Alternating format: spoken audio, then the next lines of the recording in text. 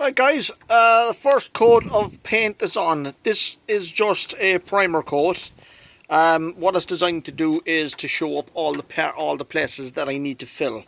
You can see where the screw holes are there, every one of them are visible.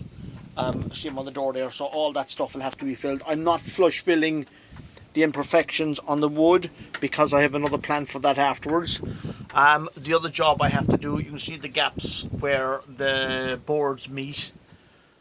Where the paint hasn't gone in. Well, I'm going to seal every single one of them, and the reason I'm going to seal every single one of them is because I don't want dust coming through.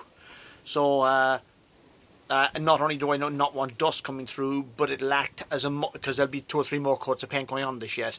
It will also act as a barrier to stop any condensation from the inside going through the wood into the insulation. So that'll all be sealed, filled and sealed. Couple more coats going on there, same as the wood. That wood isn't finished yet. There's actually going to be a varnish go on that yet. No, all this will be filled, recoated probably 2 or 3 more times by the time I'm finished, and then the whole thing is going to get varnished. Okay guys, see you later, bye bye.